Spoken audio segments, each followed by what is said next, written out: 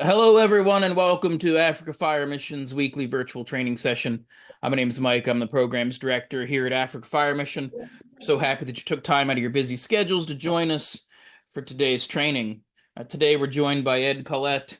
Ed has been doing a bunch of training for us for a number of years. Today, he's going to be talking about pump operations. So good class, good topic to get us going here this afternoon. Before we get started, just a couple of administrative notes. If you stick around for at least 70% of today's training, which is usually about 40 or 45 minutes, we'll get you a certificate of attendance for today's training. If you get disconnected or you can't complete the class for some reason, I'll put a link in the chat where you can get to our Google Drive, where you'll be able to find a recording of this training and any of the other trainings that we've done so far this year. If you watch the video, answer a few questions, I can get you a certificate of attendance for that class as well. So be sure to check that out. You can also access that from the resources tab of our website at www.africafiremission.org. Before we get started with today's training, I'm going to pass things over to Jose Nanjiri. Jose is Africa Fire Mission's Fire Safety Officer, and he's going to get us started with a few words of encouragement.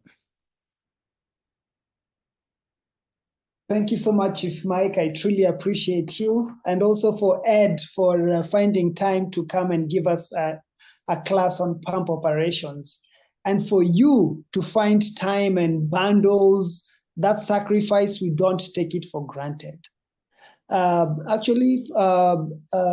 of my network connection, I'm going to try as much as I can to be online. But of course, don't forget to be on tea time, where we shall be having a great time together. So today I was just looking at some few items in regards to our encouragement time, in terms of how do you build trust in the firehouse? The people who are around you in the firehouse, do they trust you? Do they feel comfortable when they're around you? And some of the action points that I feel that are important for you to have is that you need to communicate what you need to communicate in a clear way, all right? So whenever you're communicating to your fellow people, communicate in truthfulness and also the right thing, yeah? You need to be specific on actions that you need to carry out, yeah? For example, you need to be specific and say, hey, go wash for example, the fire truck. Go wash the kitchen. Be specific. And also be part of doing the work with the people around your firehouse. I'm talking from the perspective of either being a chief officer or even a firefighter himself, or even if you are a fire chief, participate in the chores of the firehouse. Yeah. And also be honest. Yeah. Be honest with the people. Yeah. When you say you're going to do something, please go do it. Don't beat around the bush in saying that you're going to do something and you're not going to do anything. So with that in place, I want to stop there and return this to Chief Mike. Thank you very much, Jose. We always appreciate your words of encouragement and all the work that you do to try to help encourage and empower firefighters throughout all of Africa. As Jose alluded to, and when we get to the top of the hour, we'll switch into tea time.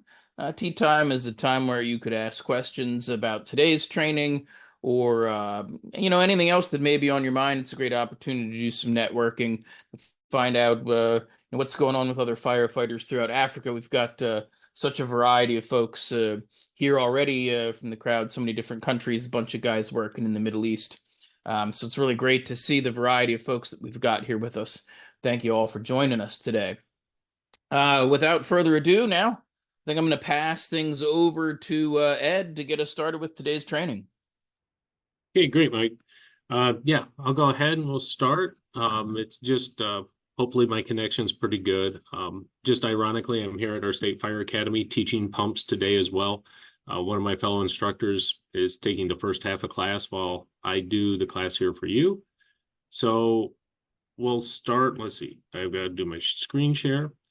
And some of it won't be all about pump operations. I feel every time we do something with pump operations, we also need to first start talking about driving and do a little bit about driving, because if we don't show up properly on the scene with our truck, it doesn't make a difference how well we know how to run the pump if we don't get there in one piece. So I always like to do just a little bit talking about driving and the whole concept of, we always say, I did a little racing in my day. It's like, to finish first, you must first finish, meaning for us to be successful in dealing with any type of an emergency, we need to get there in one piece and not cause any other emergencies on our way. We're here to save life, help people, and the worst thing that we can do is put others in danger and hurt others through our driving. And that's something that we do have issues with here in the United States.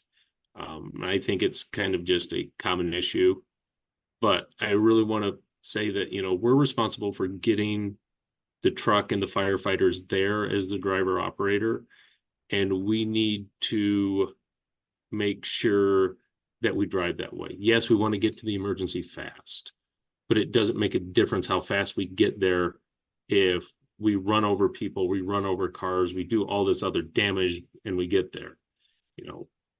We have a duty to not cause other emergencies on our way to an emergency.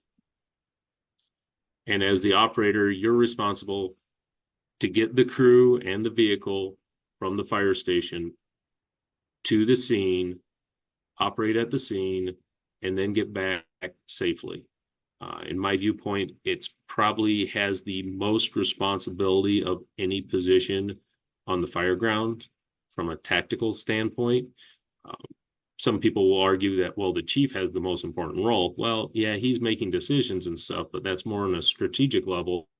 But as far as actually getting things done and holding direct responsibility for the safety of your fellow firefighters and the outcome of the event, the driver operator, to me, has probably the most responsibility. And we need to approach this job with that. I don't want to make it like intimidating or heavy, but there is the kind of that heavy weight that we carry as the driver operator with the level of responsibility. And we always need to be aware of that, knowing what is actually expected of us. And knowing that we will drive well, we will work with our apparatus, we'll know the apparatus well, we'll know what equipment's on it, we'll know how that equipment works. The biggest thing is we have to understand our fire apparatus and the cars every day that are driven, that we may drive, have such a different dynamic on how they operate. Our apparatus are heavy. The center of the weight is very high off the ground. The tires on our apparatus don't grip the road as well as your tires on a car. It takes longer to bring that massive weight to a stop. And because of the stiffness of the springs, it handles differently. And the biggest thing, we have all that water we carry with us. That water will move and shift as we start, stop, turn left, turn right. And we need to take that into consideration as we drive and kind of prepare to know how this vehicle is going to react. It is imperative that we have a good idea how our vehicle is going to react in all type of situations: braking, turning, and accelerating. The biggest causes of accidents, at least from what I've seen in the United States, and pretty much some of the stuff around the world, is speed's the biggest thing. Everyone goes too fast. We don't have the few seconds that we may save by going really, really fast isn't going to make as much difference, you know, in the outcome as if we get there at a reasonably quick speed to be able to mitigate it. The other thing to think about with speed, okay, if you're driving really fast, do you think your firefighters in the back are going to be focused on what they're doing, getting ready and mentally prepared to go to work at the task at hand? Or are they going to be going, oh my gosh, are we going to hit that car? Or are we gonna flip over? It's like there's going to be a sense of a little bit of added anxiety on the firefighters if we're going really fast to an incident and not really driving with due regard. The other thing is inattentive. The biggest thing now we see is people always want to be on their mobile or, you know, find out, okay, I need directions. Well, if you need directions, it shouldn't be the driver sitting here looking at his cell phone as he's driving to a scene. That's the job of the officer, to help guide and direct the driver to where he needs to go, allowing the driver to be attentive to driving. That's his job, driving. Then we'll talk a little bit more about like going off the road. That's another big thing where we see a lot of accidents happen, is going off road. And then there'll always be, you know, a little bit of mechanical failure, and also people just not being familiar with the apparatus that they're driving. Another thing to think about is braking distance. You know, the faster we go, the longer it takes us to stop. The other thing, people just talk about the braking distance. Well, I can go from 100 kilometers to 0, say, in 300 meters. But what they don't take into account is you first have to recognize you have to stop. Then you have to react to knowing that to get your foot on the brake. And then there's some mechanical lags. And all of these things could take 3 to 5 seconds. So you look, if you're going 40 kilometers an hour, you're going 111 meters per second. So in that 3 to 5 seconds that you take to recognize, react, and then have the system lag, you've already went 400 meters. You slow that back a little bit, we haven't gone as long, and we still have more of a buffer before we could potentially hit something. So that's one big thing to keep in mind, that the faster we go, the more attention we have to pay, so we can reduce the recognition and reaction time. Or an easier thing to do is kind of just slow down a little bit, and then the total stopping distance is going to be, you know, how well the apparatus is maintained, how well the brakes are operating, and also how fast we started going from the beginning. You know, the big thing, not paying attention. You know, we just talked about, we need to slow down so we have a little buffer in our attention, or as we speed up, we need to be very focused and pay very good attention. And it's not just to our speed, we need to be attentive to the traffic conditions. You know, the more traffic around us, we will need to drive slower and with a little more recognition of what's going on around us, and also the road conditions. And if we go off road, those really can happen when we aren't paying attention. So going off the road, this is where you'll see a lot of pictures in the US of apparatus flipped on the side. And what happens a lot of times, what they do is they will drop one wheel off of the edge of the road into the dirt, and then all of a sudden they'll jerk the wheel back very quickly to go back on the road, and then they go too far onto the road, they get in the wrong lane, and they jerk the wheel back the other way. And just with the dynamics of a fire apparatus, that second quick jerk back often will unstabilize the apparatus to the point where it will flip over. If you do go off the road, the first thing you should do is slow down a little bit and then gradually try to get on. Don't try to just jerk back onto the road immediately. You know, take your time and slowly get back on the road. That way we'll prevent that overcorrection phenomena that we often get into where we end up flipping the apparatus. You know, no, this is a quote to take away. No one driving faster isn't the answer to getting to the emergency, because no one's impressed if you only make it halfway to the scene really fast. You know, we need to get all the way to the scene to be able to fix the issues at the emergency. Basically, my summary on safe driving would be: slow down, always wear seat belts. It's a very simple thing when you think about it, but I've read many line of duty death reports on traffic accidents where the driver was ejected or the occupants were ejected. The only time I have read of one incident where an ejected driver was belted. And the only reason they were ejected is because it pretty much, the force that apparatus hit with ripped everything in the cab apart. But other than that one instance, every person that's been ejected from a fire apparatus and died have not been wearing their seat belts. You know, then you want to pay attention. You want to keep a distance between you and the other drivers. Because one of the things with keeping that distance, if you drive right up to the back of another car, that other driver is going to panic and not know what to do. If you come up onto them and keep a distance, they have kind of time to think and react.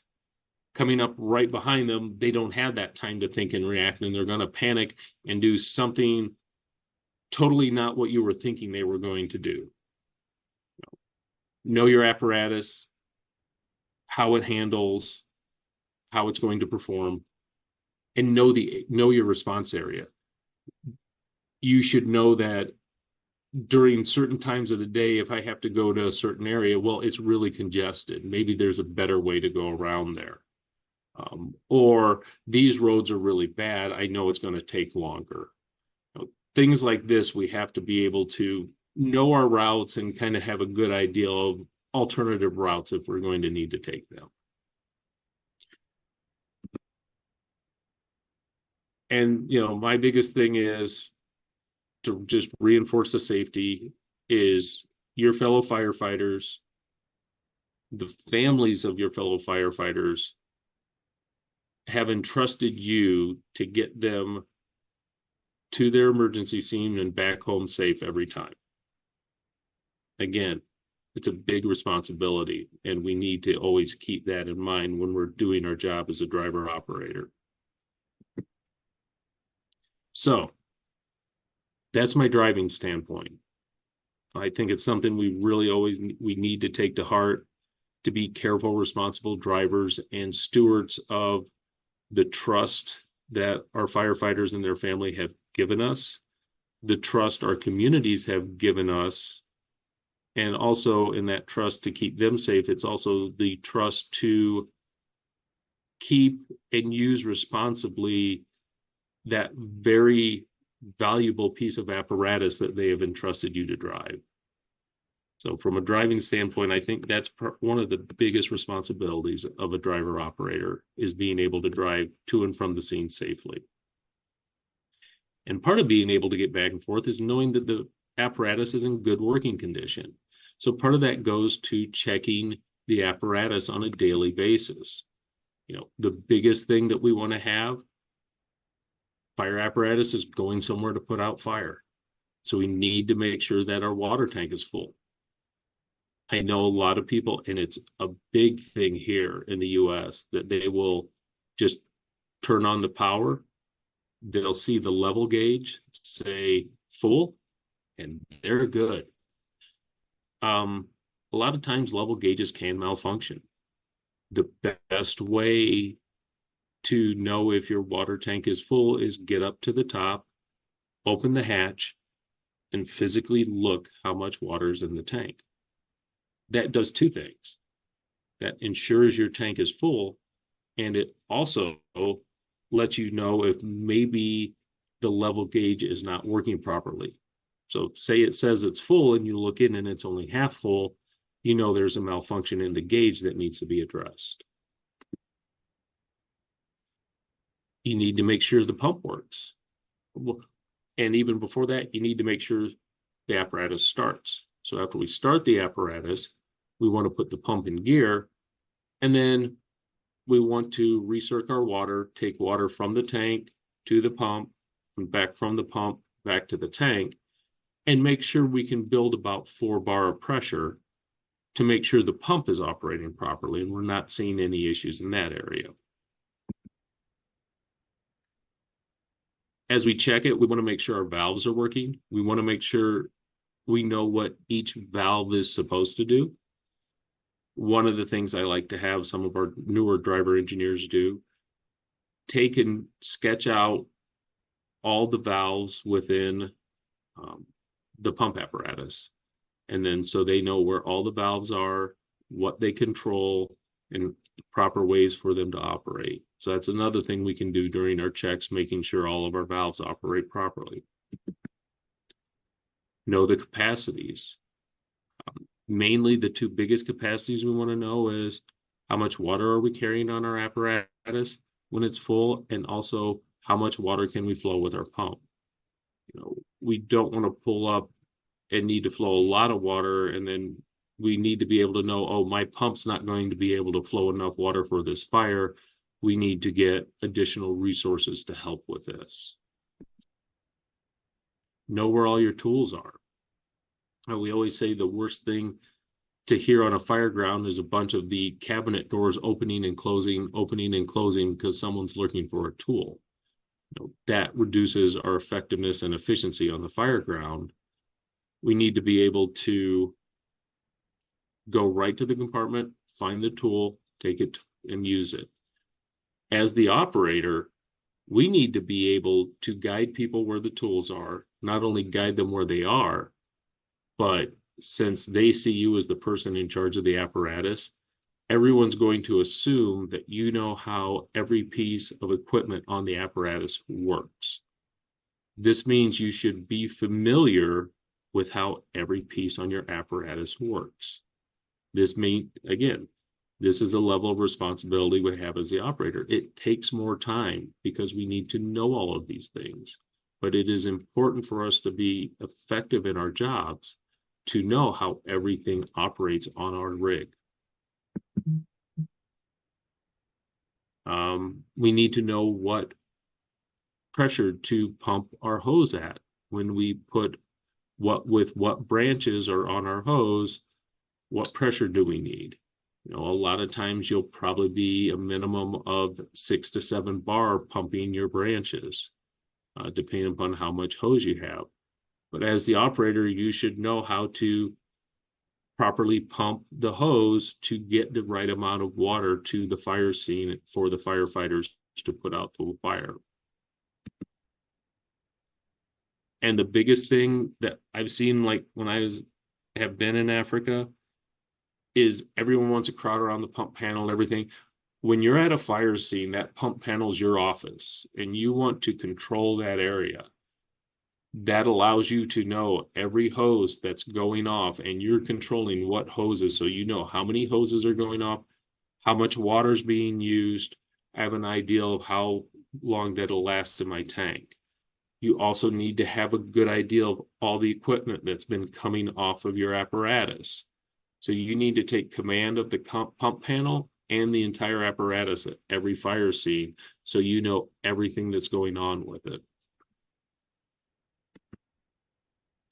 And train.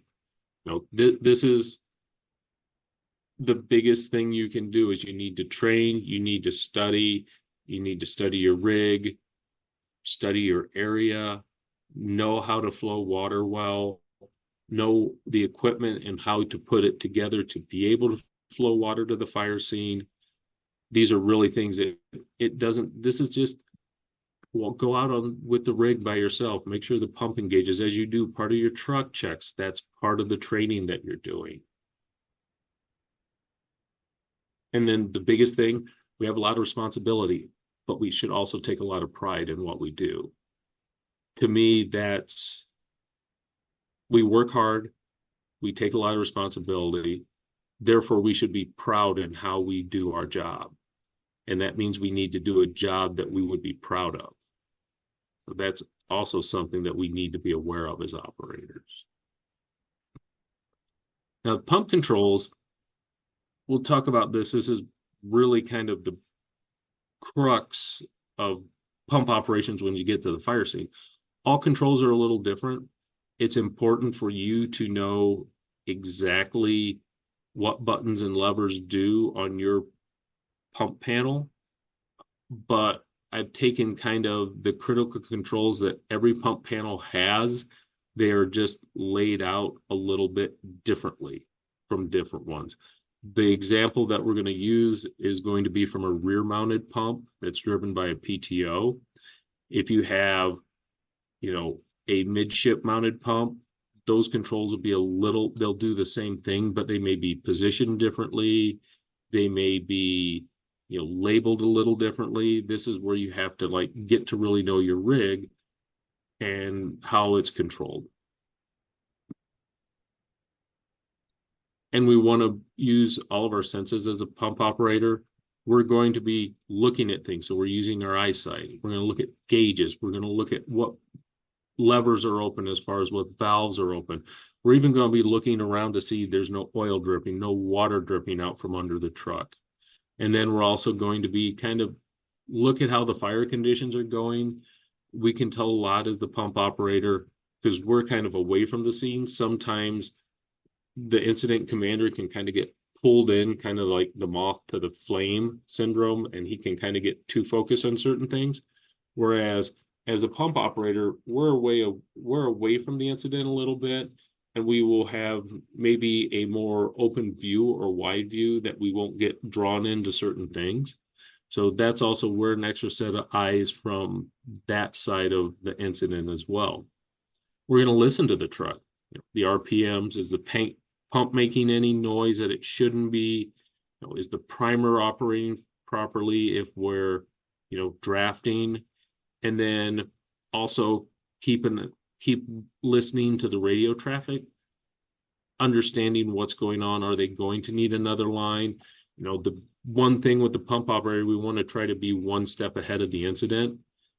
If we hear on the radio things sounding like they're going to need another line in service, well, we can start getting that line prepared for them. So when they come out or the other firefighters show up to be able to take that line, it's all ready to go.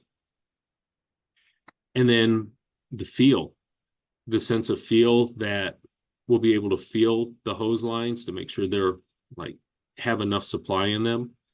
Our supply line coming to us, if we're not running off the tank, but if we're running off a hydrant, we want to make sure that it has pressure in it and it's firm when we feel it, and it's not all soft and squishy, that it's breaking down. That means we're pulling too much water for our source that we have. And then you can also feel if the pump's vibrating. And when the pumps start to vibrate, we're getting into a condition where we're trying to put more water out of the pump than we're getting into the pump. And that means we either have to get more water in or slow down the amount, reduce the amount of water going out of the pump. So that's one thing by our feel, we can feel that when the pump starts to vibrate abnormally. So pump controls on the example of this pump panel I have, and this is something that not all pump panels have, is an emergency stop button. This allows the pump to be and the engine to be shut down in case there is an emergency. This one had a valve, an electric valve to open the monitor branch on top of the truck. There could be other electric valves on your truck to do different things, to open different discharges. These are things you need to know and map out. There's also a valve. Every truck will have a valve that will allow water to flow from the pump into the tank to fill the tank. And also there's also a valve that we'll show in a little bit that does the opposite, that flows from the tank to the pump. That's the critical one, allowing us to get water into the pump to fight the fire. The one thing to know, usually when you're flowing water from the pump into the tank, that we want to keep our pressure below 5 bar. That's to help prevent damage to the tank. If you overpressurize the tank by flowing at too high of a pressure, there is the potential to damage the tank. Drain valves are something, they can be, a master drain that's on a switch on the control panel. It could be individual levers that are on the side of the control panels. The one thing about drains is we want to make sure we use them after the incident. They help take pressure off of the hoses, so when we take them apart, they're not as difficult to take apart. It also helps get debris and sediment that might lay out in our pump, depending if we don't have a clean supply of water. It helps drain that out as well. The throttle, there's many different ways and to control the throttle. This particular one has a simple switch that twists to the left to go up and to the left to go down, right to go up. Some of them have a knob. Excuse me. It's just, be familiar with your throttle and how it acts, because some throttles act different than others. Some, if you poke the button once, it'll go up 100 RPM. Some, if you push it once, it'll go up 500 RPM. So know how big a jump every push of the button is going to take the engine. Also, if it's just the knob type that's hooked to a cable, know sometimes it gets sloppy and it takes a lot of turns to get some tension into the cable before it will actually react. Have an idea of how long that takes. So, because I've actually had it happen to me where I'm turning, nothing happens. And then all of a sudden the engine's off and racing because all of a sudden the cable caught and now I'm twisting it out too fast because I'm just thinking I'm taking up slack. So kind of know those nuances of your apparatus and those operational tendencies of it. You need to engage the pump. Now, engaging the pump is going to be different for every apparatus, depending upon how the engine and the drivetrain is configured. On this particular apparatus, it's a PTO switch that is engaged from the pump panel. Many apparatus have the pump is engaged from inside the cab. One thing we want to make sure that if we're running the pump and we're not moving water, we need to recirculate water. So go from the tank to the pump, pump to the tank to move water through the pump so it's not overheated. Or the other option is to disengage the PTO so the pump's not running. The thing we want to make sure of is not to add extra energy to the pump that cannot be taken out in the water.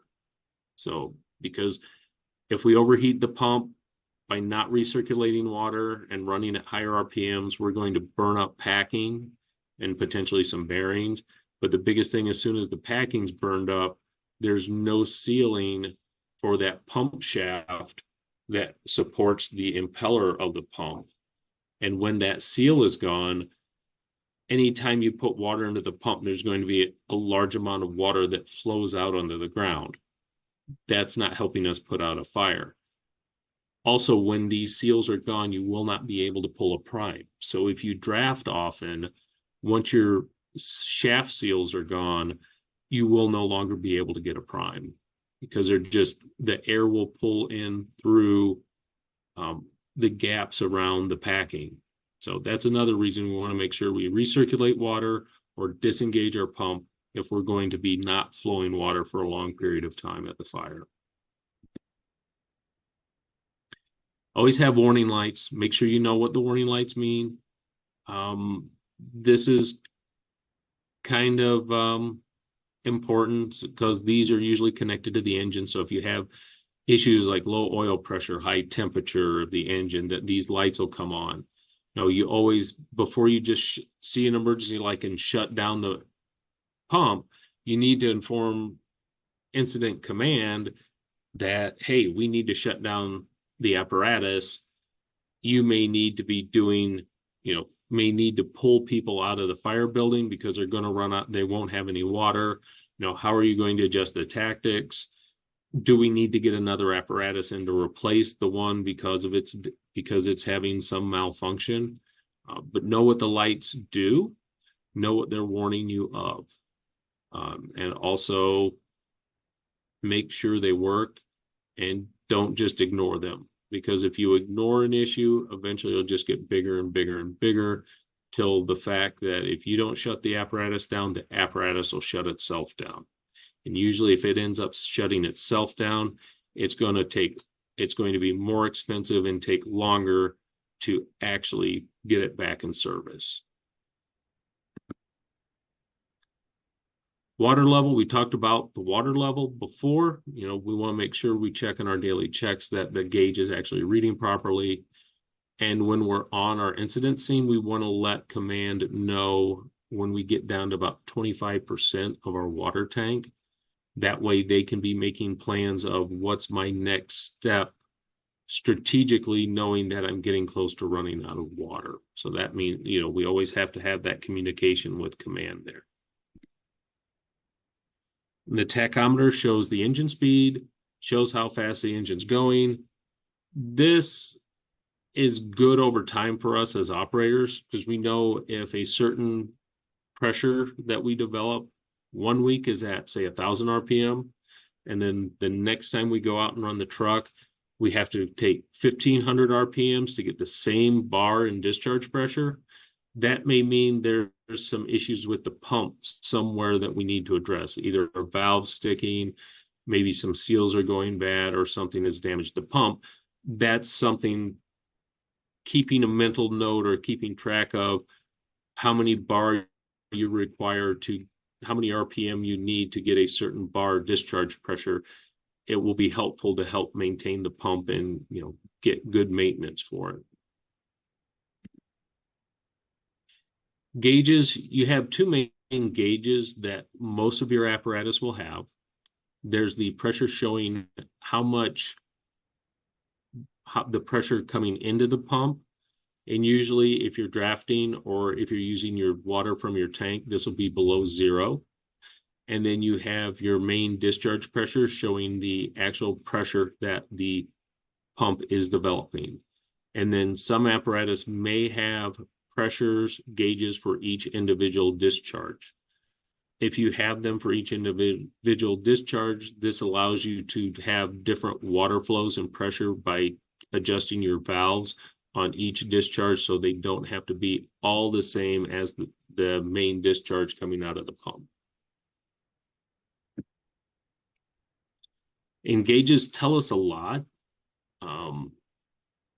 On our pressure gauge, they can tell us if a line is broken. All of a sudden, if you're pumping and the RPM stay the same and your intake stays the same, but there's a drop in pressure, that rapid drop in pressure could mean you're out of water, but it could also indicate the hose broke. There's now, when a hose breaks, there's less back pressure. So for the same amount of flowing water, it doesn't need to have as much pressure at the pump. Meaning if all of a sudden the pressure takes a big decrease, there's a potential you broke a line. If the pressure goes up, it could mean simply they just shut the line down. Because when you stop flowing water, your pressure will go up. It could also mean there's a kink in the line that's restricted the water flow that we need as operators to chase down if we can see where the kink would be. If they went through a door, it could mean that the door got closed on it. So these are things you need to kind of look at on that. You also look at the gauges, also tell you how much water is available, condition of the pump, and hopefully maybe you have fuel level. If you don't have fuel level on the pump panel, you'll need to, if you're on a long incident, you will need to go to the cab regularly to check to see what your fuel level. The worst thing you can do is run out of fuel when you're in the middle of a fire.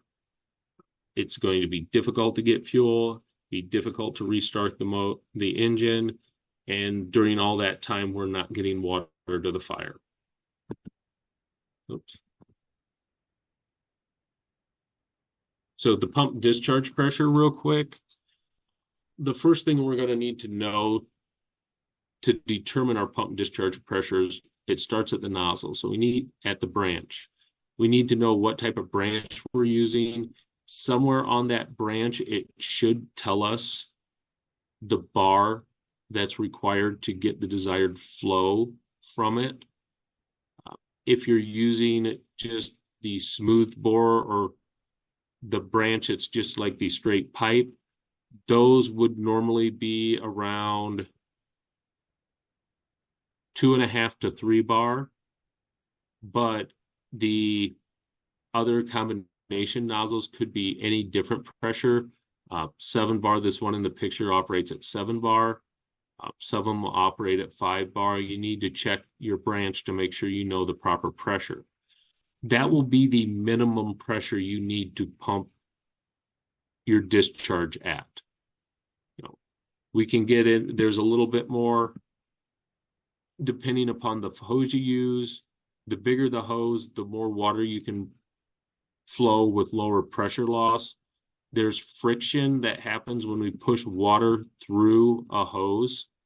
As we try to force it through one way, the hose is basically pushing back against the water, and that causes the friction.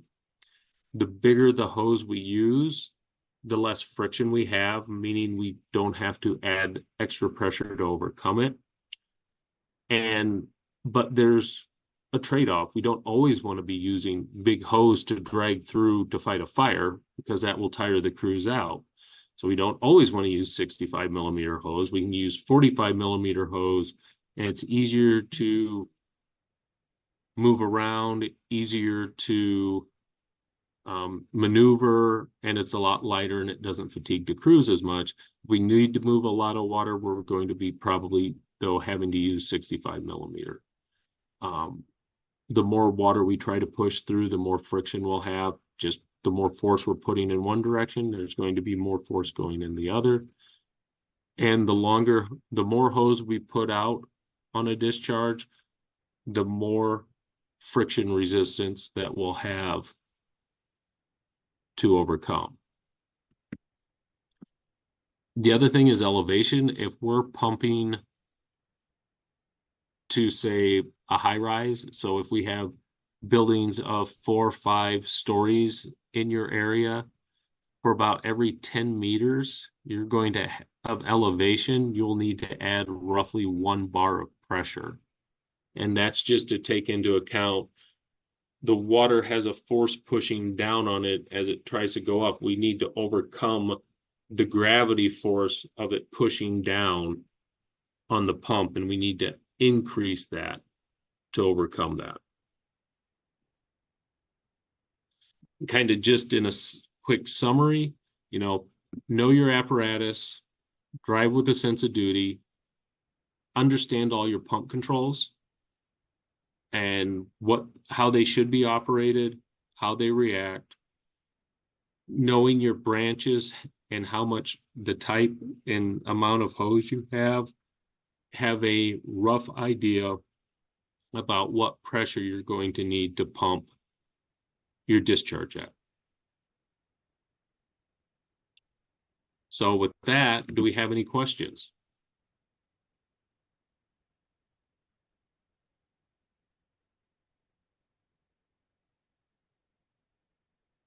Get things set up so we can take some questions here.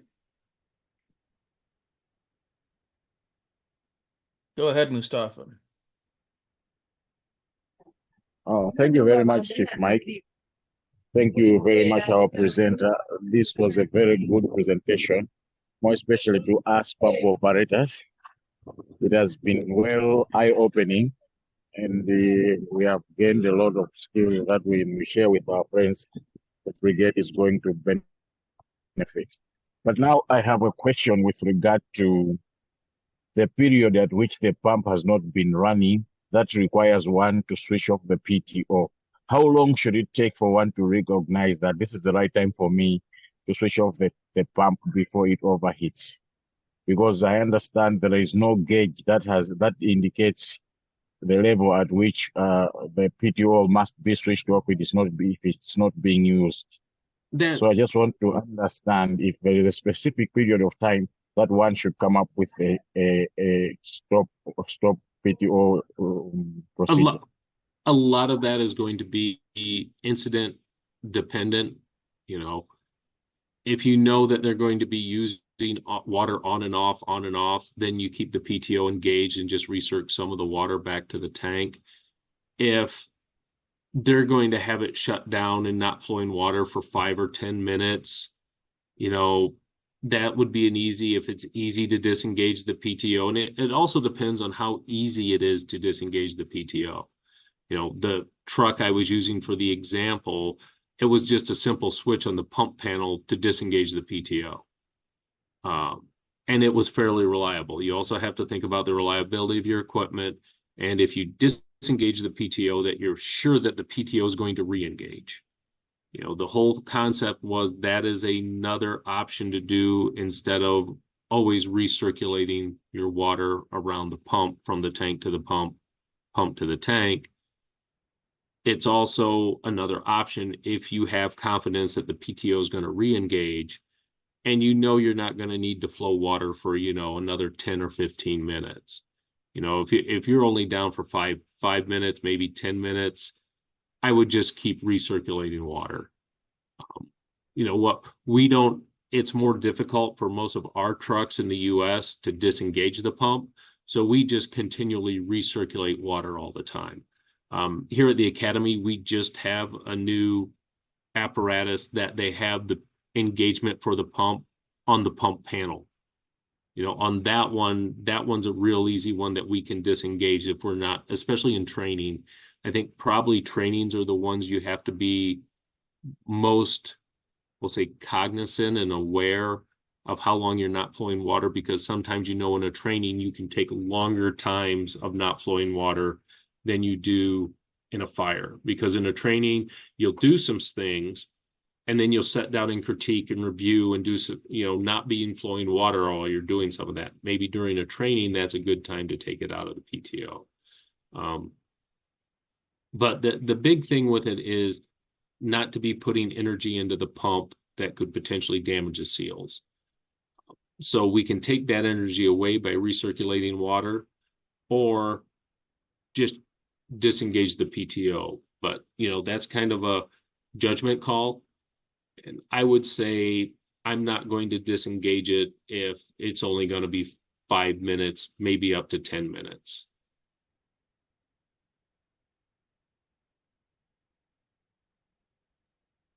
Right, I get it. Okay.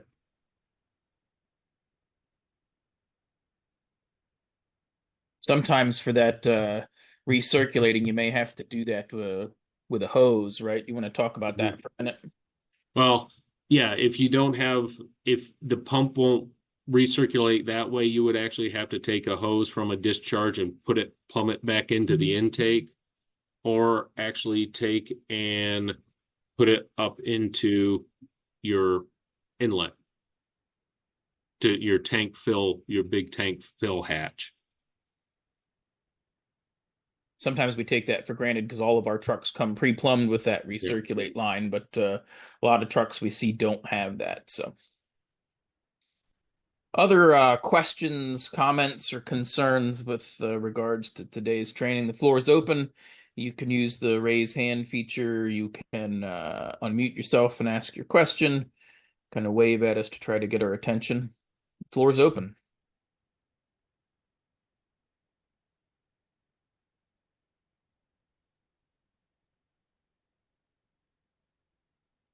Well, this is Mustafa again.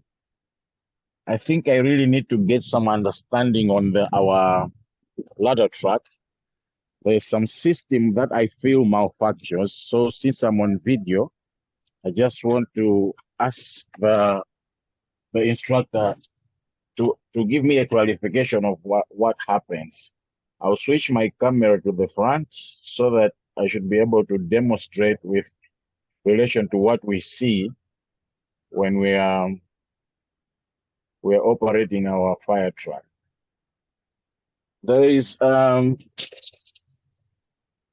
pump power shift gear, a small one. I don't know if you're able to see it. This one. Okay.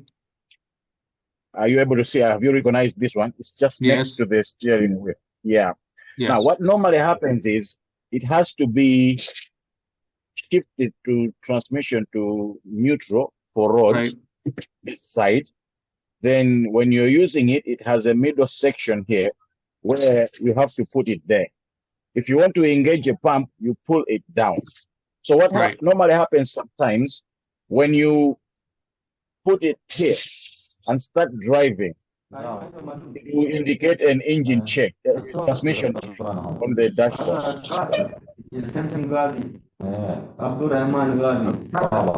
Hello? Hello, is that just background noise? Yep, I Yeah. got it.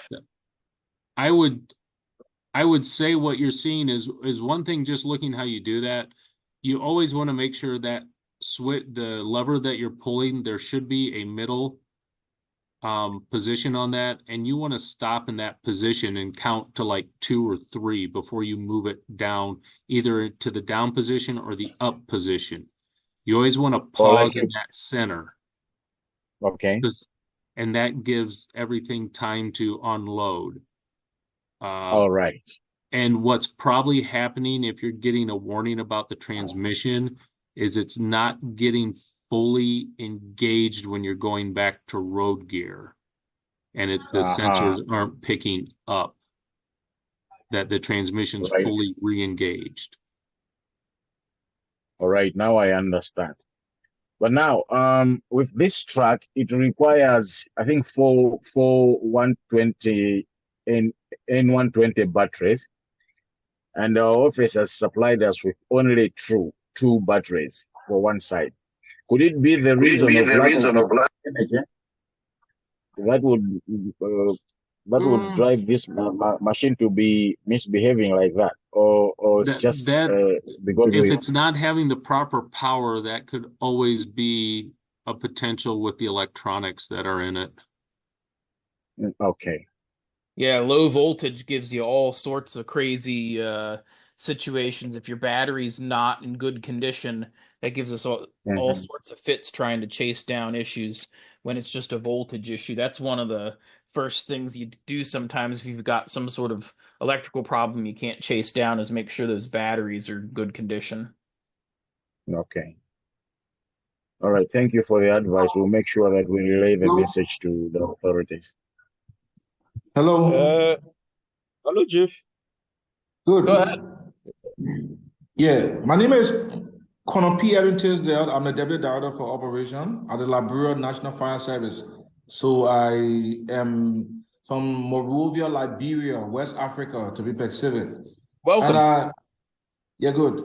I have a question. I don't know if you can answer my question. We are in the process of procuring or getting some fire trucks in. So can you give me some brand or some fire truck that you can recommend that we can be able to purchase? To me, and what I've found in my department, I've been involved in several. The brand name isn't necessarily what is important. You need to first start out by listing, what do we need from a fire truck, and what capabilities do we want to find in a fire truck? And then you go out and find people that can produce a quality fire truck based on what the needs you have. It's not just like, oh, well, this is a good brand, well, we'll just buy this. Well, they may not be able to make exactly what you need to fit your needs. And there's a lot of departments, and I know Chief Mike has experienced it, that, plenty of departments just go with a name and then they get a truck that does not suit what they need, opposed to, like, I know what he has done is specifically looked at the needs of his department and said, we are short-staffed. We need to have this type of apparatus that can be operated with a few number of people with a little amount of water and still be effective to put out fires and do other emergency work. That's really what you need to be looking at and not just a brand. Yeah, and to add on to that, the other thing is what's available that you can get parts Maintain. for, that you can get repairs for. One of the things that we really advocate for African fire departments that are in the purchasing process is to locally source that. And sometimes that means not necessarily purchasing a complete built fire truck from a manufacturer. Sometimes what that means is acquiring a locally available chassis. So, what chassis manufacturers are available there where you're at, that's commonly used, where there'll be places you can take it to get repairs and lots of parts available. Then the next step is deciding how much water that chassis can safely carry and having a water tank fabricated that you can place onto that. And then finding a local supplier of pumps. There's lots of suppliers that supply pumps for agricultural purposes and other reasons. Finding that locally available pump and then piecing that together. So, one of the more effective things that we've found in Africa is sort of sourcing everything locally yourselves and putting those trucks together sort of on your own. We've found some success in that as well. Mike, Go ahead. I've got to Yes, leave. I got to leave to get back to my class now. Yes, sir. yes, sir, Manero. We're gonna wrap Before things you up leave, real quick here. Okay, wait. Someone's yeah. got one thing real quick. Yeah, go ahead. yes, before you leave, please. You are speaking to Mike from Africa in South Africa, and then I just wanted to know, man. We have been using the most of our apparatus, the E1, which is from America, and then they are having this thing of that we can get the water directly from the hydrant. Then it must not go via the pump, but then can you can pick up water from the hydrant and straight to this in the discharge without filling up the tank. And then the present machine that we are having, then you fill up the tank, and then there and there the tank it's full. Then if at all your discharge it is not equal to the intake, then the water you used to spill up the water. But the old machine, like the E1 machine, you can take the water directly from the hydrant without going through the through the tank. And then I just wanted to know the present machine, especially the one that are using the Godiva tank, the Godiva pump. Can you use that system? How can you use that system that the water doesn't go through the tank? It has to go straight to the pump for the discharge. Thank you, sir. Well, the pump should have an intake on it that you should be able to connect to the intake of the pump, because there should be more of an intake than just from the tank itself. So there should be some type of intake somewhere on that pump that you should be able to tap into. Meaning that I can still use from the hydrant straight to the pump to the discharge, rather than from the hydrant to the tank, from the tank to the pump. Because the E1 you can take from the hydrant to the pump and straight to the discharge without going through the tank first. Right. And I'm not familiar with any pumps that don't have the ability to go without that. That's more of a configuration of the apparatus, I would say. I'm not familiar of any setup that doesn't have some connection for you to be able to go directly into the pump from a hydrant source. The simplest way to test that would be you hook your hydrant into whatever intake you have, and then be sure you close your tank to pump valve, and then see if you can get water out. One of the problems that you may find with using that is that your hydrant isn't sufficient to provide you with the amount of water that you're pumping, and that's where you might see that the tank, you're using tank water when you're trying to go directly from the hydrant. Yes, you are. Is it not going to be necessary if we find out from him what type of truck they are using or what make it is, so that maybe if there is need that there's something somewhere there where they're missing, they should be advised accordingly? Yeah, if somebody wants to drop the if you want to drop the name of that or some details about that into our chat, and then we'll we'll go ahead and see if anybody's got some advice for him. Before we continue on here, I just want to thank Ed for being here today and leading us through our training. I know he's got to get back to teaching pumps at the academy there. So we're going to wrap things, the formal portion of our training up. Please stick around as we continue this discussion. Thank you all for being here, taking the time out of your schedules and spending your bundles to be here with us. It's very much appreciated that you're doing that to better serve your fire brigade and to serve your community. So we thank you for that. We've got plenty of seats available here, so please be sure to share the links with anybody you know that might benefit from our training as well. We hope to see you all again here next week.